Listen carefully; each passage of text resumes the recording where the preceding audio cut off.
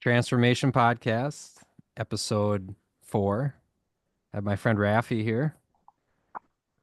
Raffi and I have Hey, been talking about a variety of topics.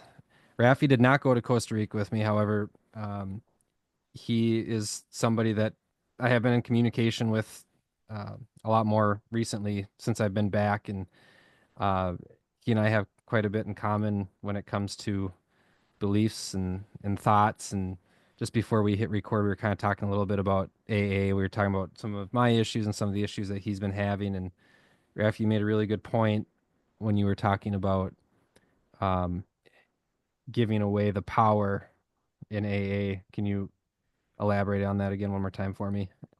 I'm not going to say it yeah, I correctly. was no problem. I was just saying that I feel like I think it's a bit far or a bit triggering to say that like alcoholics don't exist or you can like I don't believe in what like once you're an alcoholic you're always an alcoholic. I think that you kind of give your power away through that kind of thinking, and that's the biggest thing I see with people who are going to AA all the time is they put being an alcoholic or the want or need for it on a pedestal where it just like controls their life and they like need to have someone by them or someone they can always call instead of overcoming themselves. And like we were saying before we started recording, I'm not saying this as someone who just like had a little like drinking problem. Like I was hospitalized twice. Like I struggled with it since like COVID, just like drinking like all day every day essentially. Yeah. And just talking about how really like if you're hitting spirituality in a true transformative way, it doesn't even matter like if it's through Christianity or through whatever spiritual system you choose to do, but like when you really get close to God and find your purpose and hit like all those different realms of life, then you can just overcome it. Like there's no more, I'm not like sitting around thinking about it. Like when people around me are drinking, I'm happy that they're drinking and they're having a good time. I'm having my good time in my own different ways. Yeah. When you say that, you're giving your power away, are you saying that somebody takes away that power from themselves when they maybe tell themselves how what a problem they have and how they can't overcome it? Is that kind of what you're saying when somebody should maybe be telling themselves, you can do this, you can connect with God, you can find that strength to overcome those hurdles and those objections in life? Is that kind of what you're getting at, or am I? Yeah, like self empowerment, and then of course there's with what I believe in, like the higher in the spiritual planes and everything. I believe in entity attachments. Like I've experienced them myself in more ways than just with the alcohol, and so this is where my experience comes in, and that's why I'm like I can't speak for everyone, but this is just what I found, like in observing people in my own experience, that like when the kinds of things like that places your soul goes and what it has to move through after drinking like that. Like, and this can even come from people that have had near death experiences who are alcoholics and they saw what happened and they reported back, that near death experience versus someone who doesn't have that issue. And it seems pretty consistent because there's just like hundreds of thousands of near death experiences. So you can find many that are similar. But that's the thing I see with addicts and with alcohol. I guess the same thing. Yeah. That there's always the near death experience is a lot different. Like that's what I've seen at least. But like that's what initially kept me off of it, and then it was through God, like finding that purpose, asking for it to be revealed, and getting on that path, and it's just like not even a second thought anymore. I feel like the whole idea of believing in God is misconceived so much, especially with our age group, because and this is just through my lens, but in my 20s, in my late teens, as I drifted away from that higher power, I I was in the understanding of I got to go to church in order to pray with God. I have to be part of a religion to pray to God. And I think there's a difference between religion and believing in God. I feel like religion, you're part of a group, which is okay. I'm not saying that's a bad thing, but me personally, I don't necessarily need to be part of a group to have that faith, and that faith is what keeps me going every day, and that faith is what gives me that strength. And there's so many stories out there, negative stories about every single religion, whether it's issues with priests, the Vatican, extreme Islam, the Jews, all these groups, these religions that people are a part of, they it's like a a war of words at each other, and a war of judgment. And I personally would just like to identify myself as somebody that has faith in a higher power, but I'm in no way of needing to be part of a group of people to achieve to achieve that faith. I Yeah. And I think it's so interesting too, being an astrologer now. Like as in terms of like the signs and the planets, you know, we differentiate religion and belief and spirit. Like they're all very differentiated in, you know, the planets that rule them and like the signs that they fall under, and you know, just all the rulership. So I think there's something powerful in there. And then, you know, it's interesting. It's like those three. Like I'm not even going to try to connect that to the Holy Trinity or anything like that because I think it's a bit more complicated. But but I just Yeah, find that interesting how that is differentiated. right. And yeah, like I like to know a little bit about every religion, especially like through giving readings and all that, because it's, you know, like you kind of want to connect where the person's at and whatever makes them feel comfortable. But yeah, like I think that's the thing that keeps people coming to any religion really is the part of it that does like hold that belief and connect to spirit. And then I see like the least favorite part being the part that falls under the dogma, you know, and then you can Yeah. even tie that esoterically to a lot that has to do with like Saturn. And you know, it's like interesting. People do the whole Saturn Satan thing, but Yeah. you know, and then even the churches themselves will say that like our churches are infiltrated in these things, and you know, like and if we're talking about Christianity, just like because that's the one I know the best.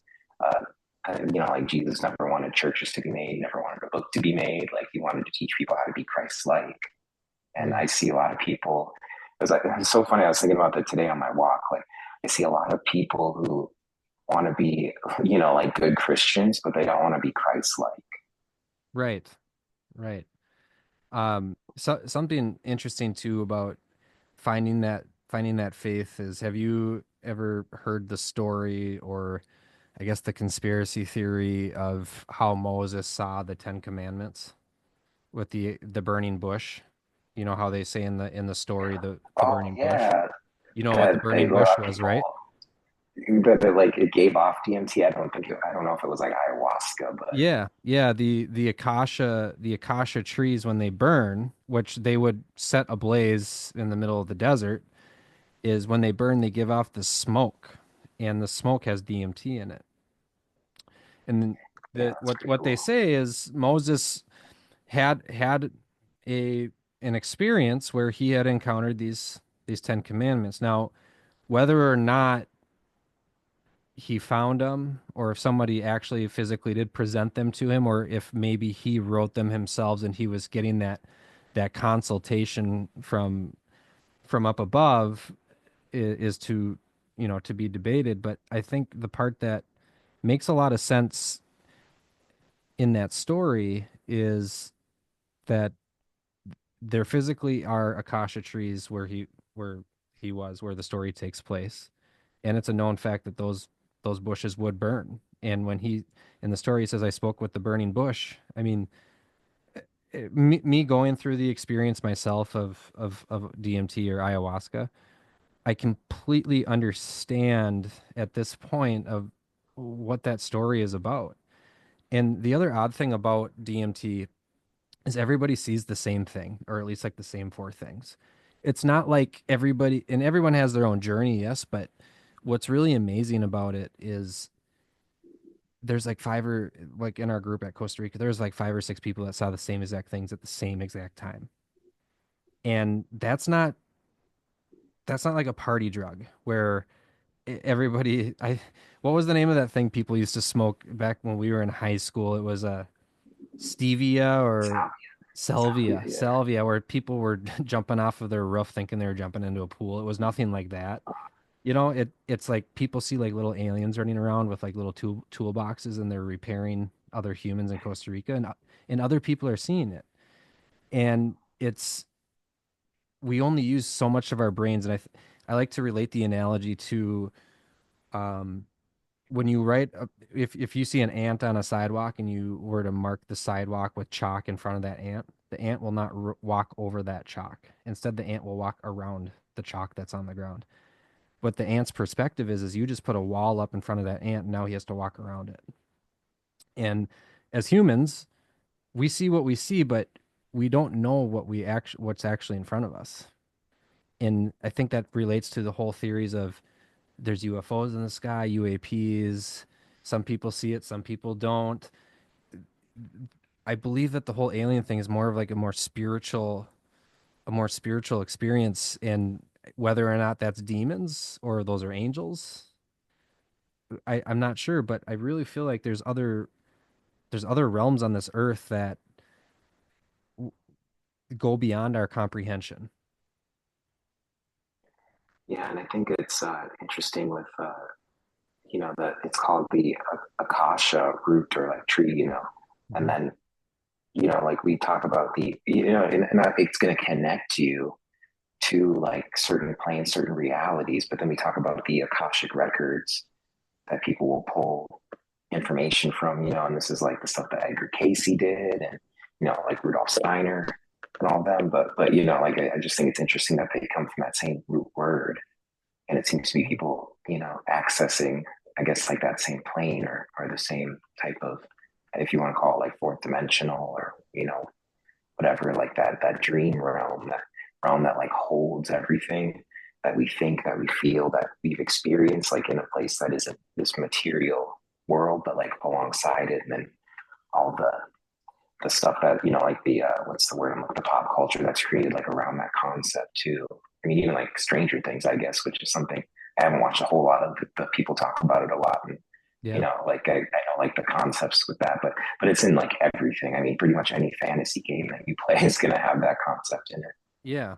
Yeah. I feel like a lot of what's in pop culture, Hollywood is a way of teasing the human mind of what could be, but there may be some truths behind it. The one I think of most is The Truman Show with Jim Carrey. Oh yeah, You know, yeah, I mean, what are the odds of us living in a simulation? They might be high, quite honestly. And to live in a world where I'm not saying that the earth is flat, that's not what I'm saying, but to live in a world where it does seem like we're so limited with where we can go. And as far as like traveling Antarctica, there's the walls and there's a treaty across the whole world of really nobody's allowed to access it. It really yeah, makes me wonder sometimes if like at the end of the Truman Show when Jim Carrey's on that ocean and all of a sudden the weather gets really bad and he's still trying to navigate it.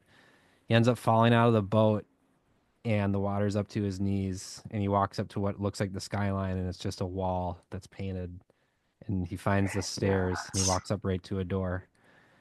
A- I'm getting And chilled about that too. But yeah, I mean, it just goes so deep. it goes so And deep. Yeah. And it what this whole experience for me, which has now happened roughly about 8 weeks ago, has really done to me is it's taken away fear in my life in so many different ways as far as adventures go and overall fate. Like I'm gonna go when I'm gonna go. And that's just and I'm okay with that. But I'm not going to live my life in fear of what might happen. Instead, I'm going to go out and do what I want to do and make the best of it. yeah, and I think it's so interesting too. Like kind of on like on the same thread here, but like switching gears a little bit, like Yeah. being in crypto and seeing. everyone freak out over this like 401k and the fear that they're in, like when their 401k dips like that. And I'm so used to the volatility. It's just like, and I de-risked earlier this year too, but Hmm. like just like a 30% dip in the market is like it's like a normal day for me, for any of us in crypto. And then we watch it go down 100%. like Yeah. like that in in the stock markets, and everyone is just like losing their mind, and especially the boomers too. And it's just like, oh, so when we weren't able to make a living, everything was fine and dandy, but now that your money's being affected, it's just not working for you. Okay, that makes total sense. But really, what I'm getting at is the fear that Hmm. people, and that's like for something that, I mean, it's like intangible. I mean, the tangible part of it is the energy that money is, the currency. But like, it's not like something that you're like physical food that you're dealing with, or like, it just doesn't equate to things that are true dangers in your life, like a war that's going to go off, and like, Yeah. but people are like, oh, well, whatever, like that doesn't, because people have just totally become desensitized to things that are things you probably should be a little sensitized to, even though they've tried to desensitize. And then they're like overly sensitized to things that are kind of just like, oh, well, that should be something that's kind of like a second or third, like level thing in your life, or third tier thing that you should be focusing on. But it is where the astrology's at right now too. We're just moving into this time where everything is going to get louder. Like when we've got Uranus that's going to move into Gemini, like that's like everything is just going to get louder. That was the same for World War II, and it was like no matter where you went, like the theaters or like down to the local community center or whatever, people are making bullets. Like you got like loud, like airplanes and all of that in the movie theaters, and just everywhere that you went, like it was just kind of like, okay, the war, we need it, and Yeah. that stuff is ramping up. Besides even this whole Neptune and Aries, which I was in Sedona for that eclipse in Aries that happened right when Neptune went into Aries. But that, I mean, that was the Revolutionary War, and that was the Civil War. And No then it's like kidding. now you kind of see they're trying to start like a race war. Right. That's like it's like one after another, like these racial things popping out, trying to pit black people and white people against each other, and it's pretty ridiculous. I guess I kind of got off on a tangent, but just driving all this fear is what I'm trying to get at. Yeah.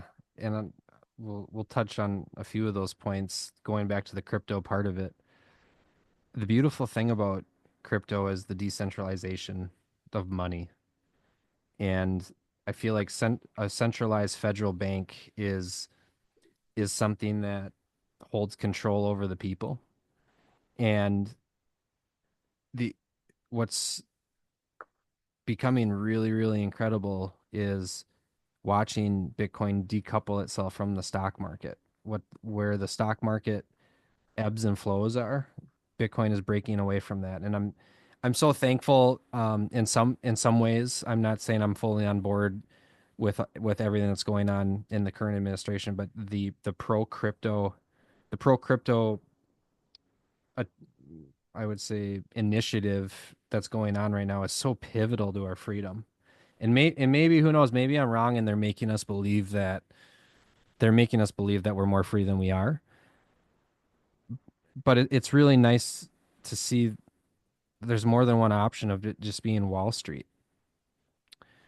I Yeah, appreciate the it's like opportunities that everybody that even comes out of high school at the age of 18 can get a Coinbase account and just buy, Polygon at 24 cents a token.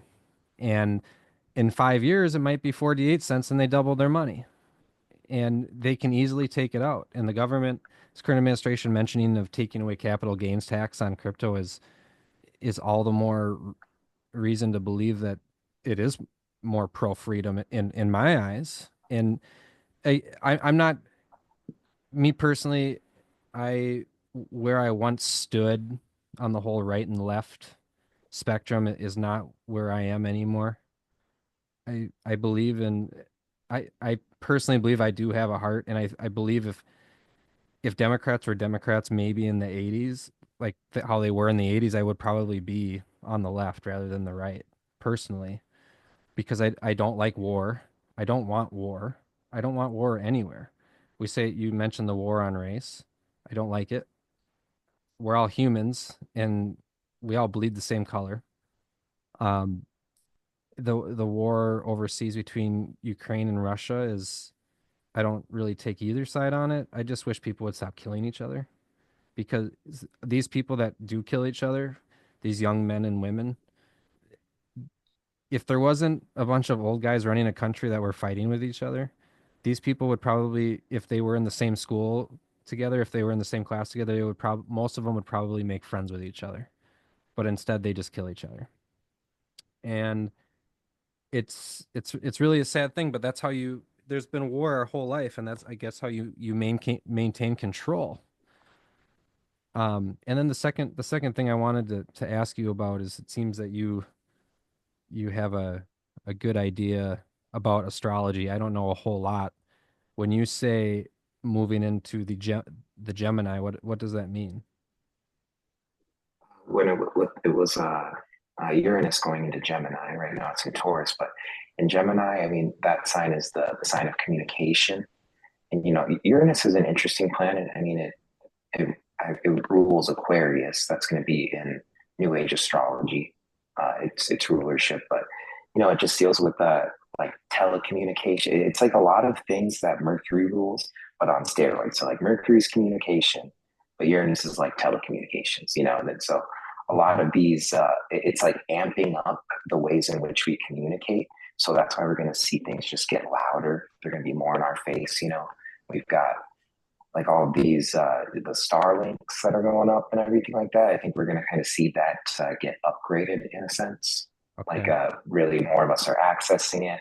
We're just like going to always be around some type of radiation that allows us, to be out in the wilderness and not like be in a place where we don't have phone service. There's just going to be constant, not only communication wherever we go, but also surveillance there too. Yeah. And Right. yeah, like that's kind of where it seems it's going, especially with like this backdrop of like the Pluto and Aquarius, which is like it's just a different planet Pluto, but it's kind of within those same themes, getting into the AI that's really represented in all that, and then this other backdrop of all this Aries energy, which is like I mean, it's the beginning of new things. It's the first sign of the zodiac, and it's like that like drive and action energy.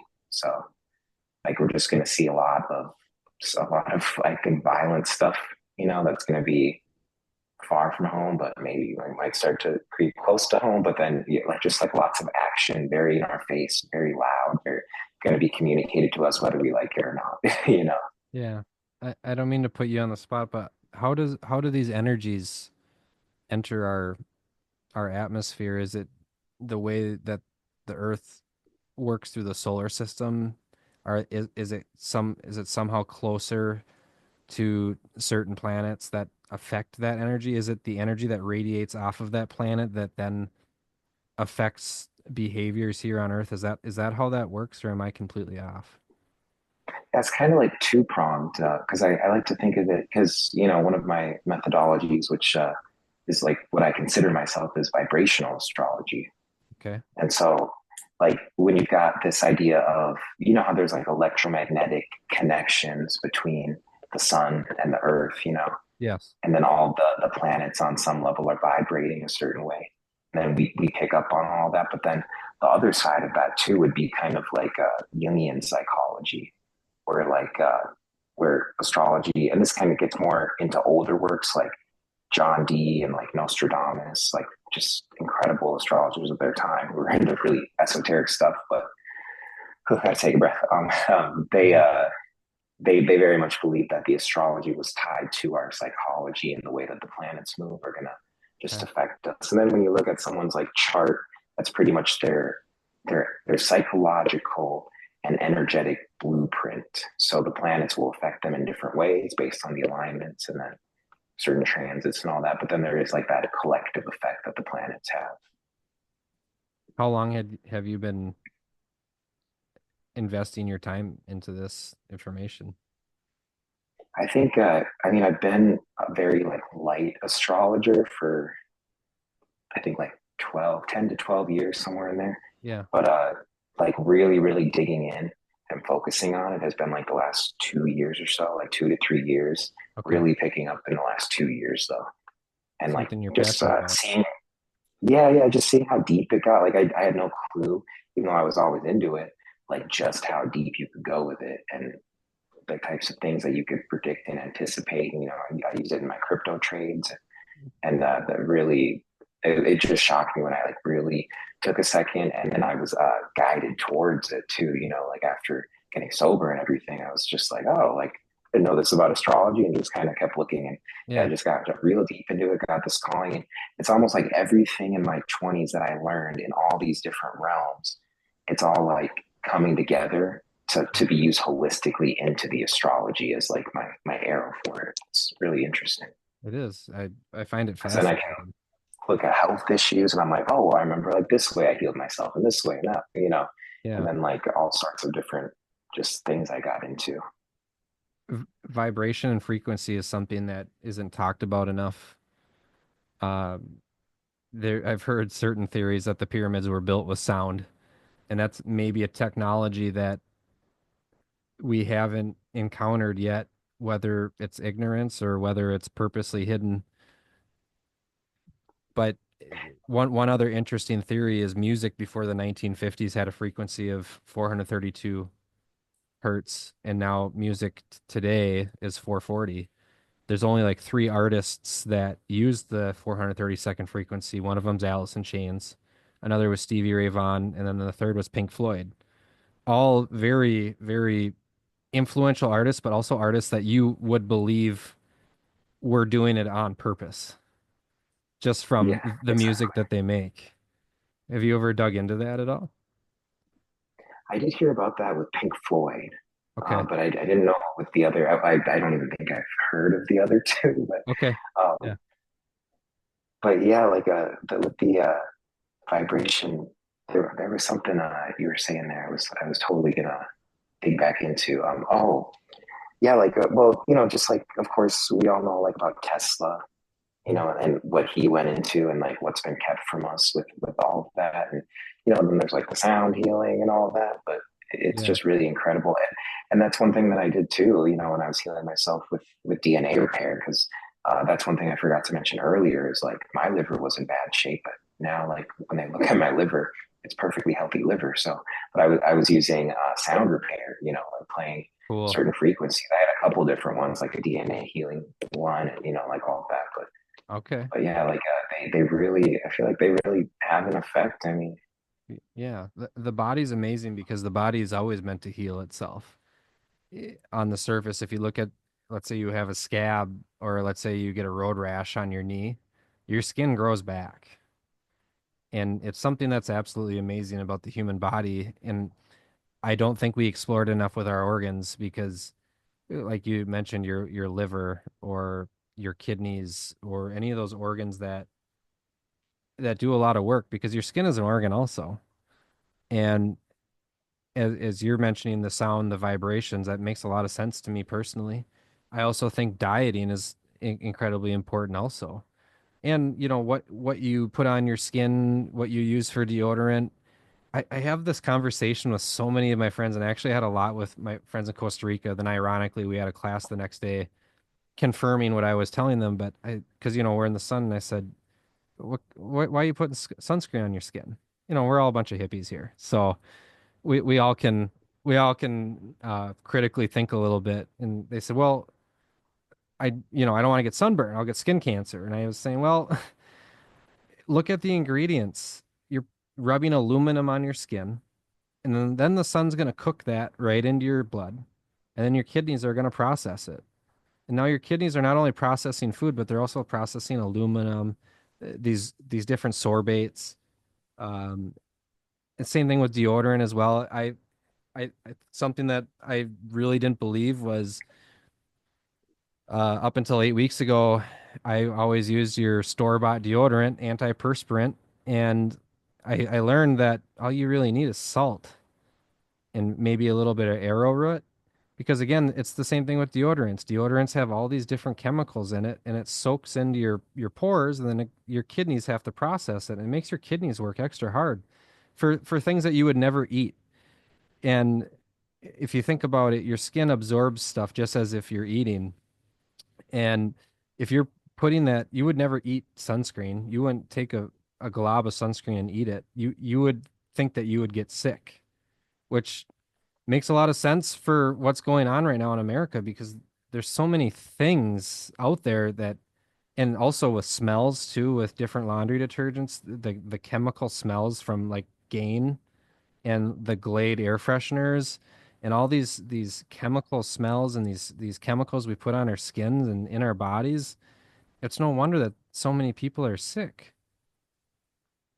So Yeah, I had that epiphany with like the gate like Glade air fresheners and like all the Gain and stuff. Like when I would just kind of smell it for fun, I was like, wait a second, this is like kind of like drug behavior. You know what I mean? Like where I'm yeah, just like kind of like I'm getting like a hit off of it, and I was just like, maybe that's not the best for me. You know, like but that was kind of the con because I already knew the ingredients were bad, but that was like my context of like, oh yeah, like I think this is like pretty real that it's bad. But yeah, with the deodorant too, and that's kind of it's been on my list for a while. Not I mean I have good deodorant. I've been doing native, but I just read recently that they like got bought out, and then the ingredients still look good, like yeah, stuff that like I would be okay with like eating it essentially. yeah. But I'm like since because of the parent company, I forgot who it was. It was a parent company I don't like bottom out. Like I was Johnson like, and okay, I'm Johnson gonna or have something like to. that. Yeah, I was like, ah, fuck. Yeah, like so I was like, okay, cool. And I had just been using them for so many years, Yeah, but and I remember one time I was like reading, this like stands out to me on Instagram. I was reading like someone put on, it was like a joke they made about putting on salt deodorant and still smelling and all that. And everyone was like in the comments, like just like laughing about it. They're like, and they'll be thinking they smell good and blah, blah, blah, blah, blah. But then like, there was like this one person, like this one light worker in there, because I was sitting there reading this. I'm like, what are these people talking about? And then this one light worker was just like, you realize like you're shedding all of your toxins through your sweat. yeah, If you still smell bad, like you shouldn't be using salt deodorant if you're like trying to lose weight and you've got all these toxins like stored into your fat and this and that. And I was just like, exactly, like, you know, yeah. because now like with me actually being a low body fat percentage, I feel like I can use that. Like I don't feel like I'm ever smelling anymore. Like I can forget to like my native deodorant. I put it on one day, I can forget it the next day, and Yeah, it's still good. Like even through going in the shower because I'm very minimal with like the soaps and the stuff that I use. You know, like yeah, definitely. so it's like when you really truly detox, it's pretty incredible. Like how well maintained your body is. You know, and I'm not preaching being a vegetarian or anything for a long period, but I did go vegetarian and like let my took the ivermectin and I detoxed all the like meat parasites I had Yeah, built up over the years and like all right. that stuff. And I mean, it made a true difference, and I just feel so light and just energetic. Something that you also pointed out about the sweat not smelling once you're in a good place. That's something that I've learned too because I was so reliant on putting a antiperspirant on me that had a scent. Um, your armpits also don't sweat any more than any other part of your body. If you continue to clog your pores with an antiperspirant, when those pores finally open, they're going to sweat harder because those are toxins that have been stuck before they're able to release from your body. And for instance, today, I have no shame. I'll just admit it. I forgot to put on my salt deodorant this morning because it's a little bit of a process. And I was a little bit in a hurry. And I went on a 10-mile hike today. And I know I don't stink. I would know if I smell, because you know that smell. Yeah, You're in the car, even when your armpits are down, you're like, oh my God. Like I need to hop in yeah, the shower the first thing I do when I get home. And anybody that's listening that is critically questioning it, just give it a shot.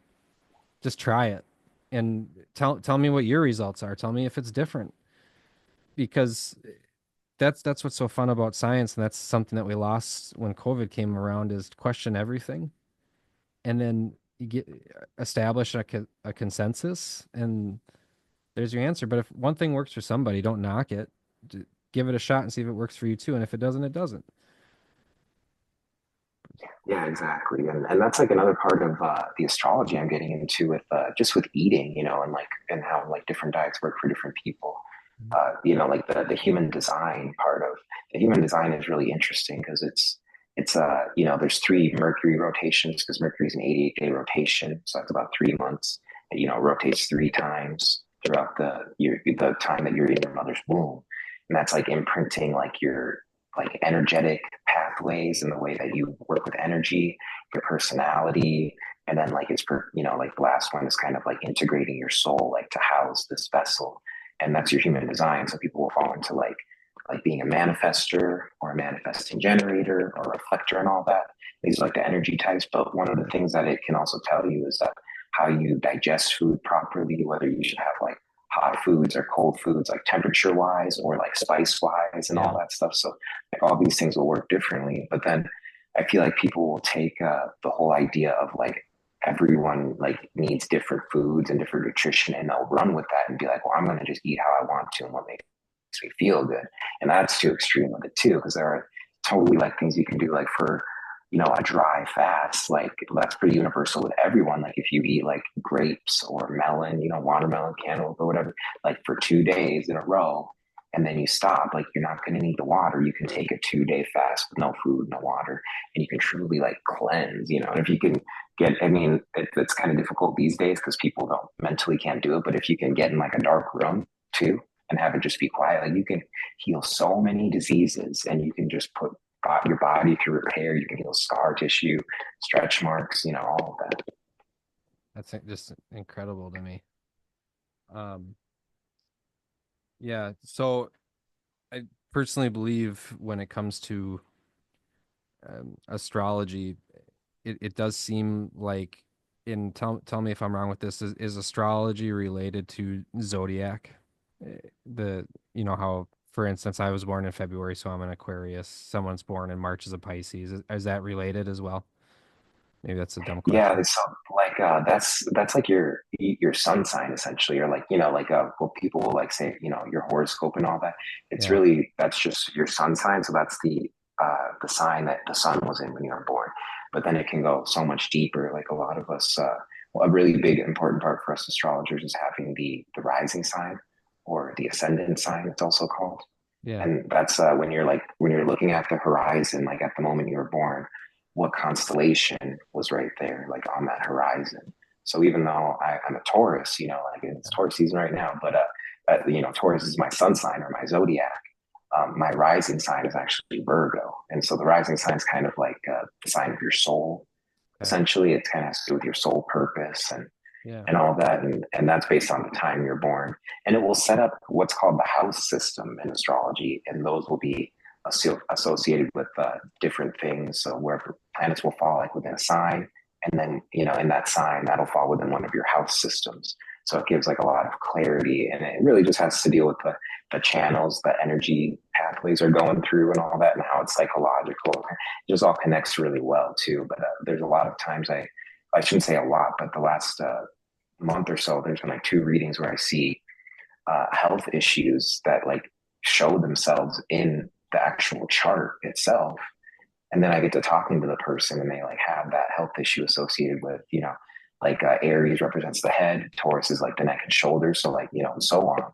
But like they'll have a certain planet that's in, going through or transiting that house associated with that body part.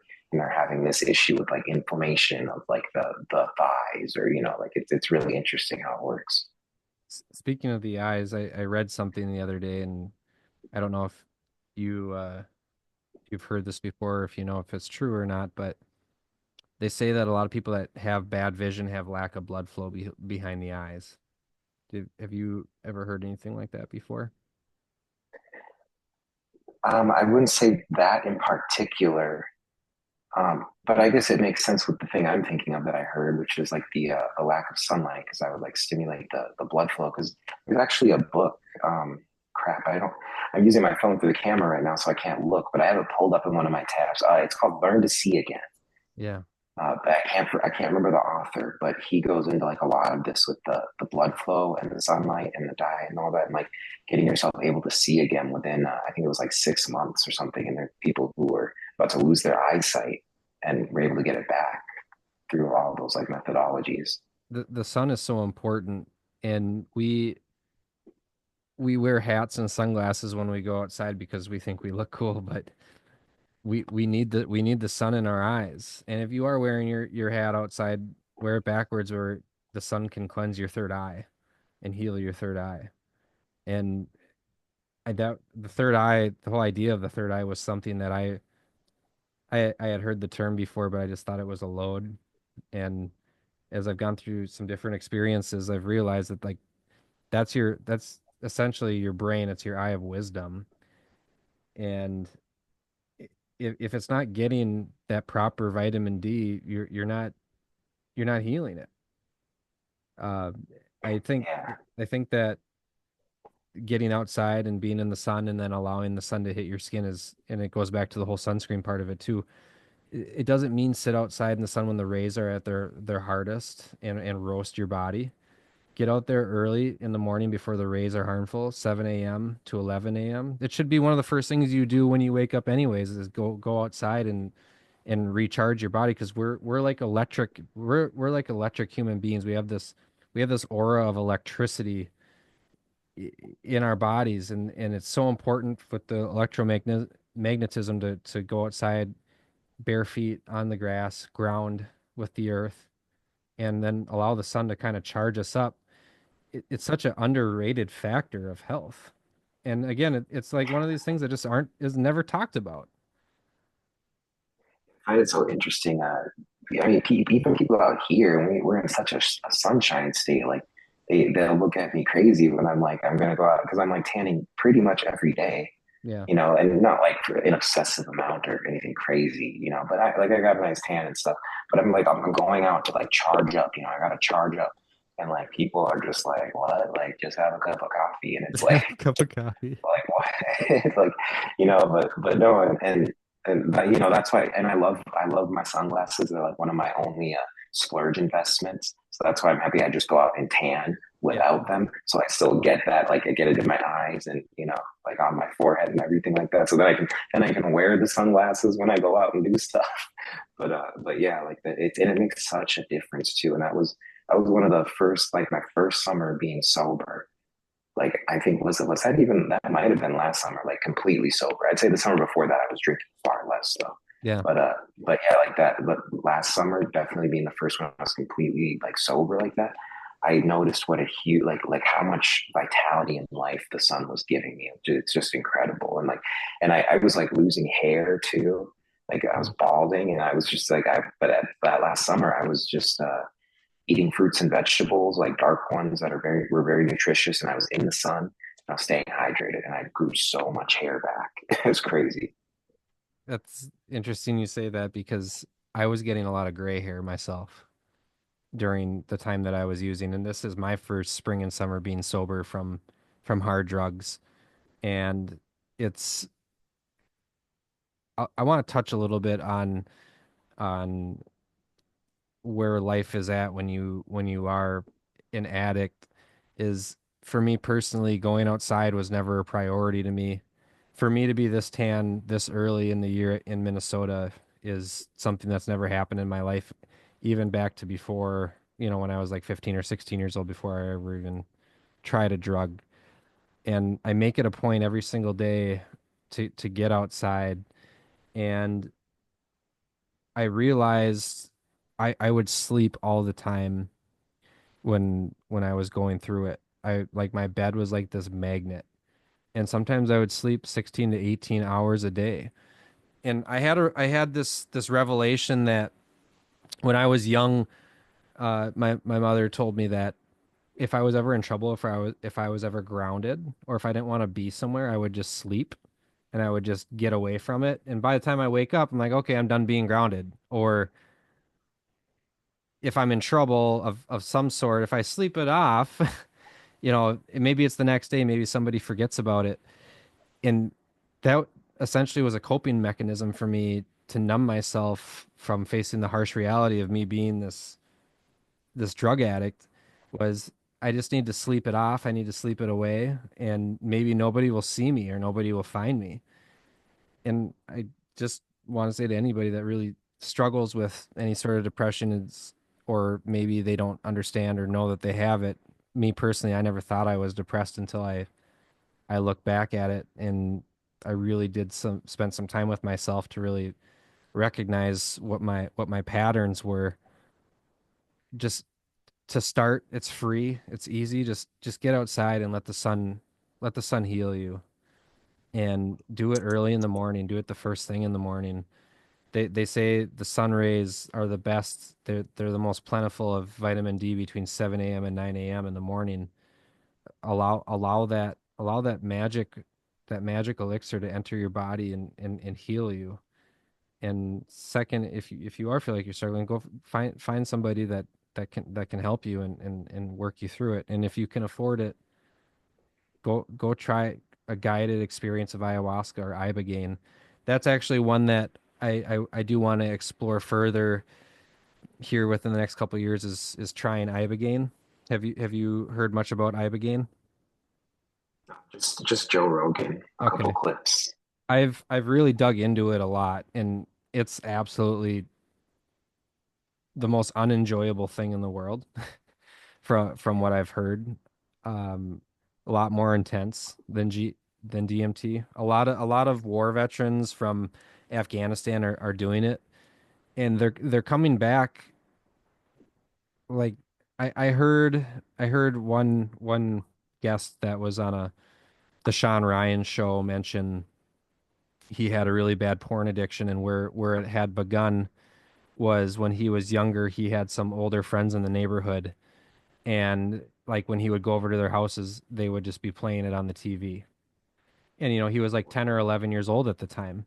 And ever since that point, he watched it, up until he went through his treatment with ibogaine, and then he was able to go back to that 10-year-old self and find out the root of why it occurred in the first place, and then he was cured of it.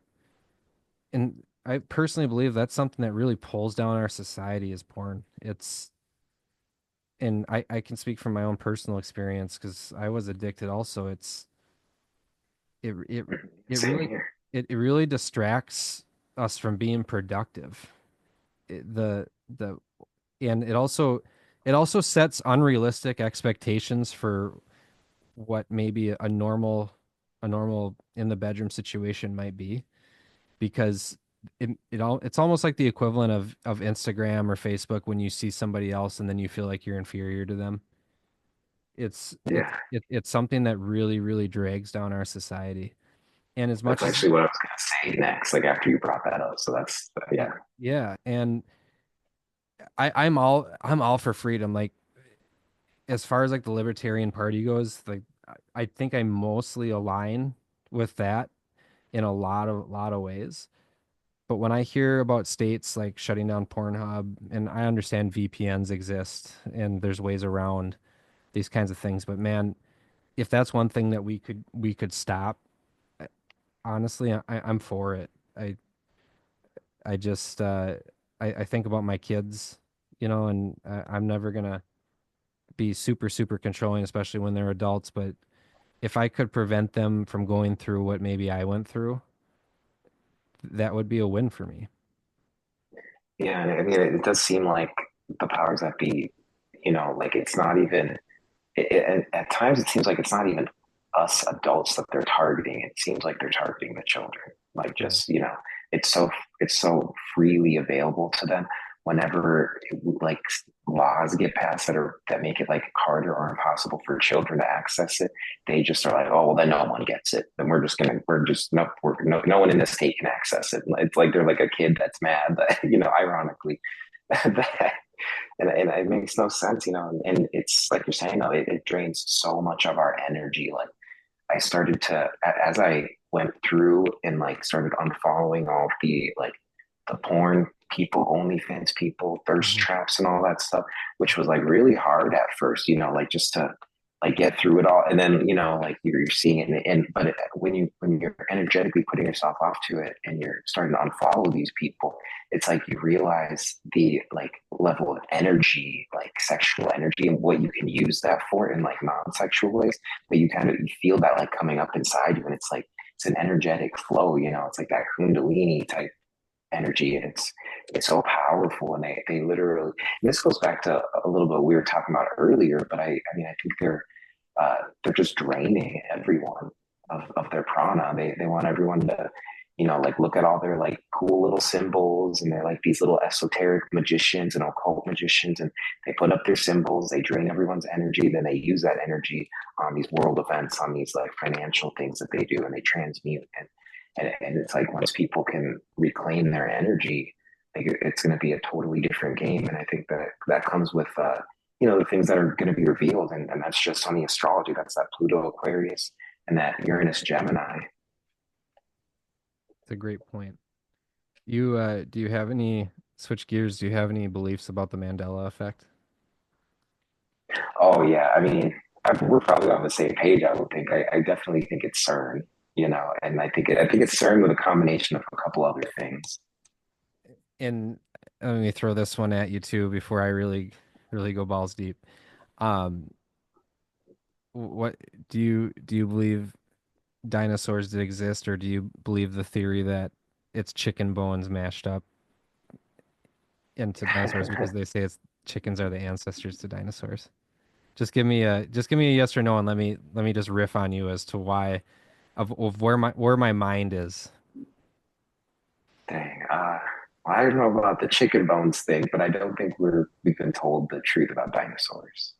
So I'm not denying that dinosaurs didn't exist, but just stay with me on this. I believe that different realms exist, and it kind of goes back to what we were talking about earlier with the if there are aliens, if there are UAPs, these are different realms that we kind of like bounce between. And it goes back to the whole Mandela effect too, where I swear to God, that cornucopia of fruit for Fruit of the Loom, I swear that was real. Yeah, That yeah, had that had to be. It had to be. And they say it wasn't. It had to be. Anyways, yeah. We didn't imagine that. That's crazy. yeah, and that's just one of them. There's like a million of them. And I remember in seventh grade, and this is why they call it this. I remember being taught Nelson Mandela died in jail. I remember being taught that. I do. I was a decent student. I remember history class in seventh grade. I remember it. So here, this is my You remember theory. Berenstein Bears, right? Yeah, yeah. So here's my theory on that is we whether we're jumping into different black holes into space or we're getting sucked into different black holes and it's affecting the space-time continuum, we're bouncing from realm to realm to realm. So maybe this current realm that we're in right now didn't technically have dinosaurs. And but our souls are eternal, right? So we we have all these we have these fears before we ever experience things because of maybe past lives that we had experienced. We have we have these lessons that some of us already know in our hearts or in our souls without any lesson being taught to us. And part of me just believes that maybe the dinosaurs were a thing and it was just in a completely different realm. And I know I sound absolutely crazy, but this kind of goes back to the bigger picture for me of our souls being eternal, jumping from realm to realm. In reality, we spend 100 years on Earth. In certain Bible texts, I've read that 100 years on Earth is only 2 hours in heaven, and that's what where like the big fuck comes with when it comes to time. And this is some sort of test that we're in right now to determine where we're going next. I- Am I completely crazy? I these No, are some no, of the that things that makes I've thought perfect of, over the sense. last couple of months. It just I can't help not to Yeah. think about it, and I think about it all the time. Well, and this is why I love Edgar Casey, the sleeping psychic, and Rudolf Steiner, the founder of anthroposophy, which is like kind of like a cousin to theosophy. But they really like they touch on this stuff, and this is why we're such psychic beings, because this is just stuff that you've been thinking about. But they touch on the idea of Atlantis and the experiments they were doing, and with both AI, but then with their natural innate selves, and I think that we do as humans through our mass consciousness like jump through timelines, jump through portals. And I think that CERN is like, our mad scientists of the day, their attempt to like copy this and to control like the timelines that we jump through. I think they've hijacked the energy that humanity actually has access to it and controls like the direction of these timeline jumps with our mass consciousness, but they've like energetically hijacked it and kind of like steered it certain ways, and they like try it, and then they're like, over, you're gaslighting us with certain things, like, oh, okay, like it worked, like let's try the next Mandela effect. There's Yeah. like there's that stuff, and that, so it's like I think some of it is natural that we've done, and then some of it is unnatural. And you could almost say, like, is the unnatural part the like the certain hadron collider, and that's how you remember it like a certain way when usually we wouldn't, or like is it vice versa? But I think that there's definitely a play there. And then even the stuff with, like Edgar Casey will talk about the dinosaurs with Atlantis, and that like that was, and you can think like that was, first of all, I don't think carbon dating is accurate at all. Like you can take like a ballpoint pen and put it in a carbon dater, and it's going to shoot out that it's like, like 3,000 years old. And it's just like, well, what the Yeah. heck? So like I don't like, I think that's already like unreliable. But like if the dinosaurs are of this dimension, or even from like another dimension, and this has to do with timeline jumps, it seems that the Atlanteans were really worried about them because, this Edgar Casey guy, he did miraculous healings of people. Like he was like tapped into that Akashic field that we kind of talked about earlier. And he Yeah. was able to pull all sorts of like things that had went down in Atlantis that are making perfect sense now. And like people who had issues with like their chakra system, like some astrologers will use astrology to get to that point, but he was able to just be like, oh, like this chakra is blocked, like they're going to need to do this, this, and this, and it would be a holistic treatment, and they'd be great. And like people, like the elites, were going to him for all sorts of readings and being able to, like they wanted to pay him money, but then like his higher self told him he couldn't take money. So every time he took money, his life would go bad. So he did like a lot of this work for free, but everything of his is documented too. There's a whole society that holds on to his work, and they've got like all of his like, I read a lot of his readings, and I probably only read like 30% of them. It's just so massive. Like I try to get through them when I can. But yeah, like that. So it's just really interesting you bring that stuff up, because this is what they talk about. And Steiner, talking about it, gets more into the spiritual sciences of how we like jump these timelines, how the soul works, and then he'll bring it up with like all of the different religions and how they decipher it, and then he'll just like link it all together, and talks about Christ consciousness, and Right. like really really cool. But they both, like, their work goes together so well, I Yeah. found. And then like, and it's very scientifically dense too. Like the scientific materials Casey was talking about, like so ahead of his time.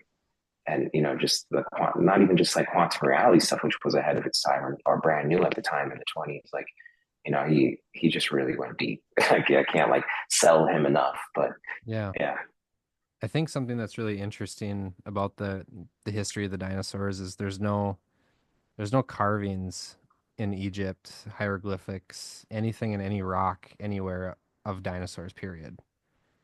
And you'd think there'd be some sort of something somewhere.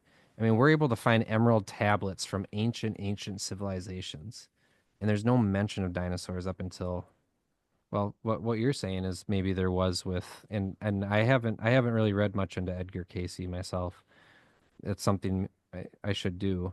And this is all these thoughts are riffing from these constant communications that I've had in my mind for like the last 8 weeks.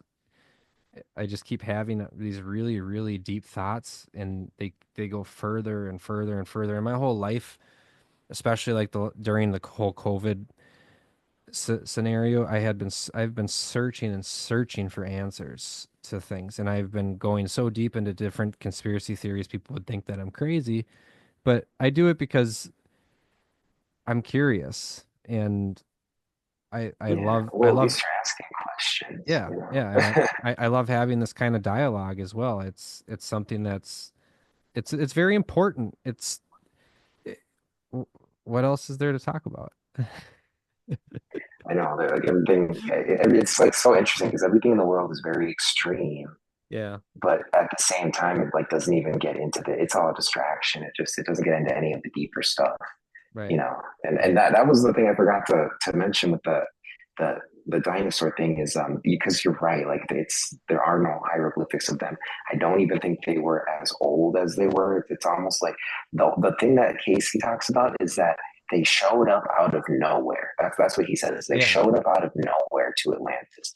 So in my mind, like I was like kind of thinking genetic manipulation or stuff like that, but it would actually make more sense that it would be like something with, because they were also messing with portals and messing with entities. Like Yeah. they probably did show up here from another reality, and they were saying like they had to like go through and like kill them all, and like that was like a really big problem for Atlantis.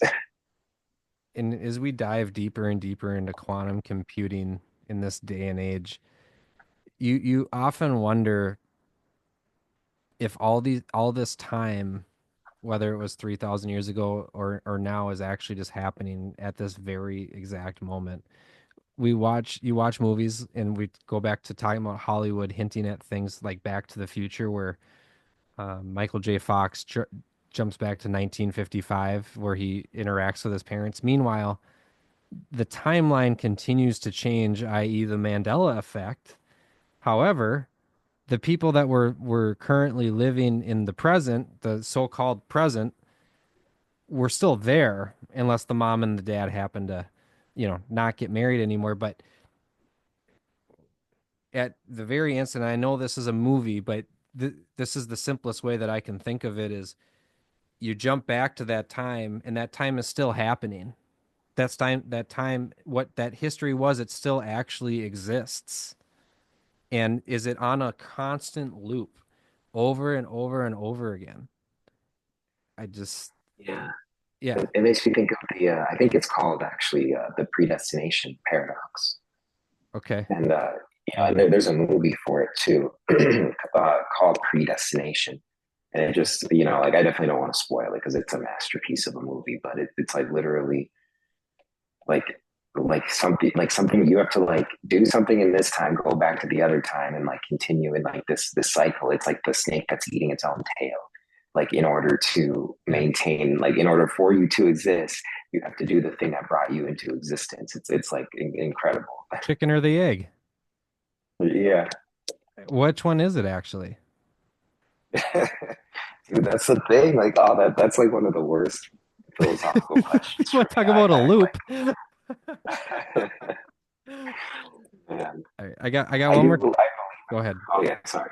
I I believe in the there's like a lot of astrological significance to the egg. So like, if I had to choose one, I'd choose the egg. But I hate that philosophical question. You do wonder though, like who was the first chicken? What was that chicken's name? hmm All right, my last topic for you, my last question, and we got to do this again soon. Yeah. AI, was it discovered or was it invented?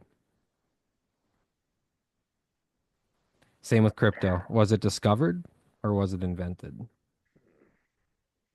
AI is an interesting one because there's the energetic part of AI, which is something that Rudolf Steiner talks about, which is it's like the other side of the coin of the satanic force, and it's the harmonic force. And like this is something we'll have to talk more about it because I could talk about it for hours. And I But want to read we'll have to up on talk it about it before more we next do. So I time. will. We will.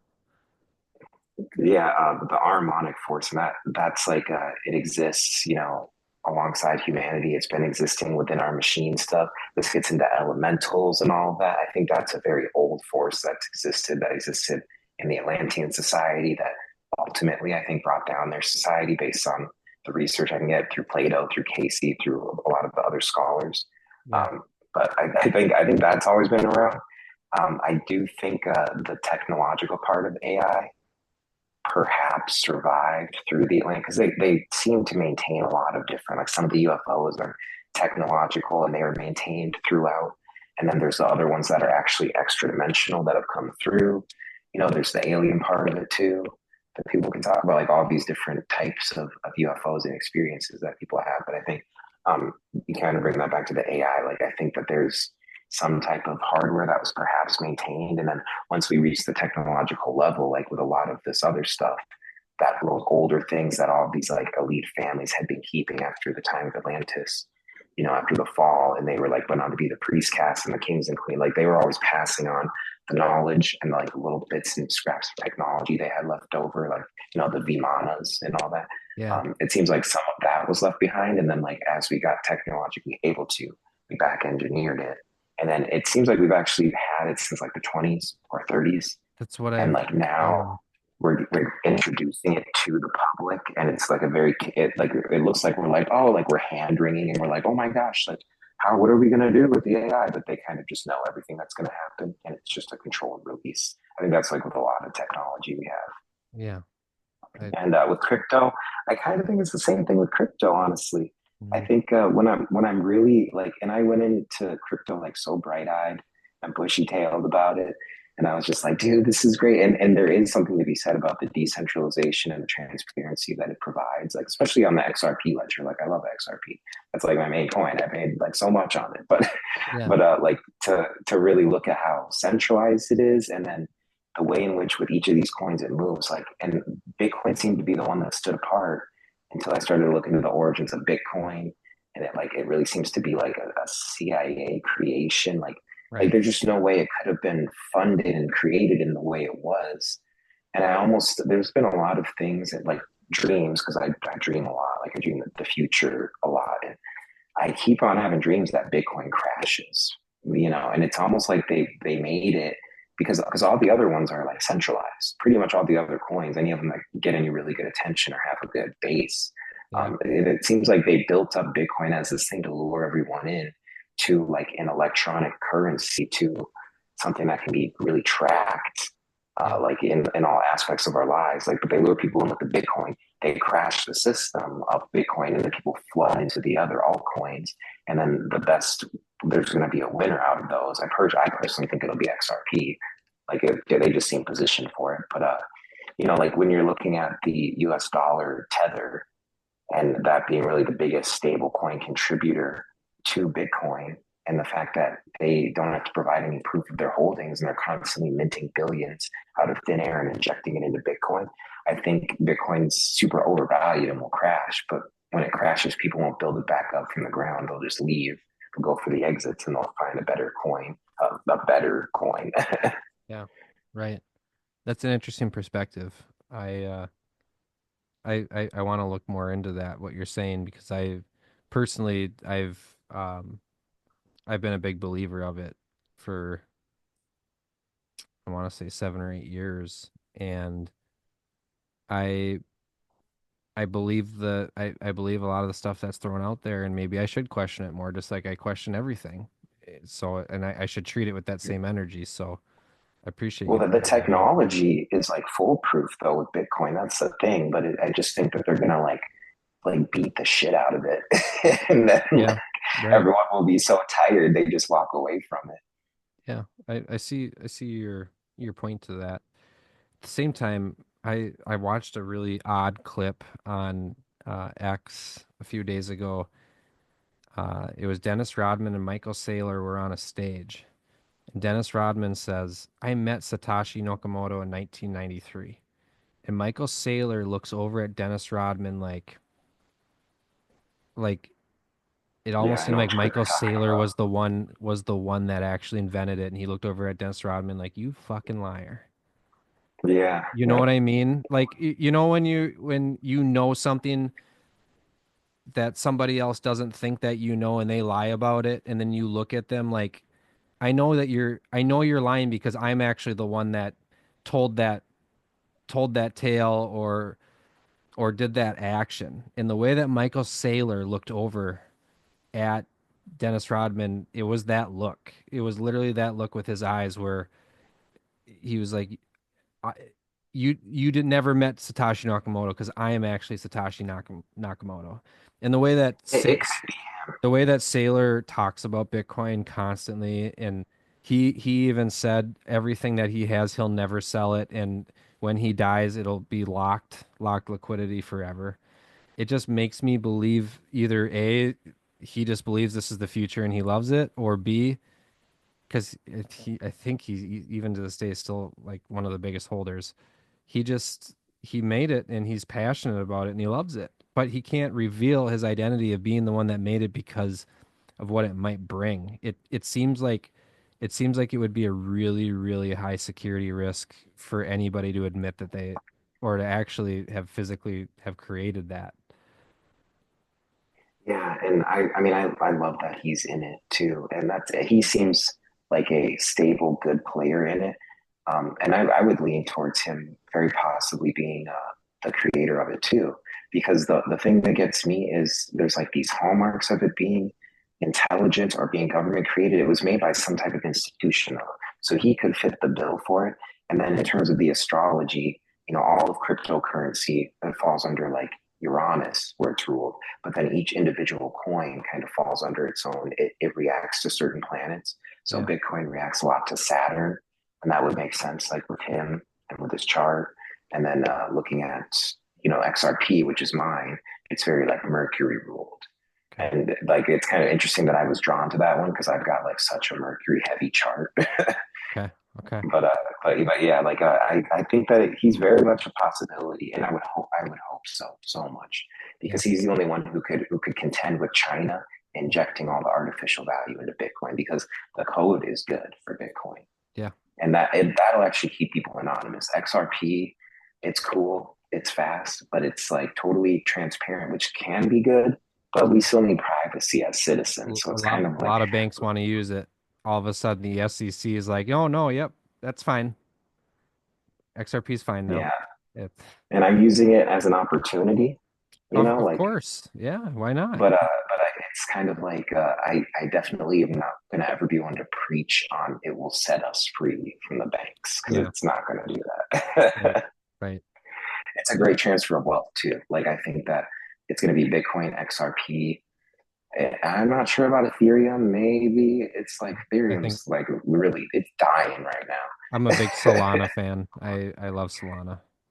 I did make quite a bit on Solana, and then I actually moved it to XRP once it hit $1 Okay. because like I just wasn't getting the kind of gains. I got into Yeah. Solana at like 110, and then Okay. I left at it was at like 180 or something like that. And I was like, Right. you know what? And I'm happy I did because now XRP, I mean, it got up to $3 at one point, Right. and I entered the rest of my Solana like into XRP at $1. But most of my XRP I got at like 50 cents, which was Yeah. great. And it was 50 cents for a long time. I have Dude, a I forever. I have a friend who bought Solana at about 15 bucks, and he bought a ton Oh, that's great. when it had that big issue and it crashed. He bought a crap ton of it, and that's actually kind of what I have recently done with Polygon Matic. Is I'm not a big Yeah. believer in Ethereum, but the whole idea of layer two gives the opportunity of the quicker, cheaper transactions. And with Polygon at the time being 18 cents, I just felt like, why not? I just don't feel like I don't know. I'm not the bit. I'm not saying that Polygon's my main coin or anything like that, but I just when I was looking at the price and the bottom of it, it just seemed very appealing to me. So, Yeah, Polygon's been a good one because I've got a guy named Waters Above that I follow, and he's actually the only Patreon I pay for. okay. It's like $8 a month or something. Yeah. But he uses astrology, and of course that's something I can do as an astrologer too. Yeah. It's just like it saves me a lot of time to kind of see where he's at, and then I can go kind of check little things. And Yeah. but Polygon's the one that he looks at a lot. But we used to talk about Solana like a lot last year, summer of last year, going into the fall, and like now we never talk about Solana. And it's like it's just interesting because like I love Solana, but Yeah. I got to this point I energetically kind of detached from it. Yeah. And then like, there's the whole Trump coin thing, which was insane. Like I actually made some money on it though. I got in really early, but I Lucky got you out because really not fast everybody too. could. Yeah. A lot of people lost. It was like really bad. Yeah. And I just put a little bit in. I put in like $100 and then like I Right. pulled out 300. I was like, I'm okay, good. I'm good. I Yeah. wasn't gonna. I'll take it. Yeah. I was like, but yeah, people lost so much. That was just insane. Because they trusted Trump, and it was like, oh man, Yeah. Yeah. they're It's not really trying. it's not a good idea for a president to release a coin. Just not. There's too much Yeah, that it can go needs wrong. market makers. I mean, they're doing these humiliation rituals on so many coins, and like Solana was really that chain for it. And Mhm. now they've been doing it to like Ethereum, and Yeah. like when you watch the astrology, watch these events like line up with the astrology, and then like move the markets. But it's only like all these people who have this big money in the markets that are Yeah. doing it. It's just kind of like all of this is coordinated. It's all a show. It's all meant to just like drain our energy and stuff. So I'm like, that's why I consolidated at the beginning of this year. Like I had lots of coins and stuff, and Let's go with like I five or just six. sold them all Yeah. while they were up, and then I like put them. Now I just have my XRP and all that, and then I took like what profits I wanted to. I ended up going to Sedona, Yeah. but it was a trip that was like more for work and for play, and then I like networked and I met other astrologers and just Cool. incredible people to have conversations like we're having. Yeah. Like it was the first time in so long that like I had a conversation like we're having. Very cool. Very cool. Well, I appreciate you hopping on tonight. We're gonna have to do this again soon. Um, Oh yeah, definitely, man. and for everybody And that's thanks for watching, having me too. of course, for everyone watching, give a like, subscribe, comment, and we'll continue this platform. Thank you.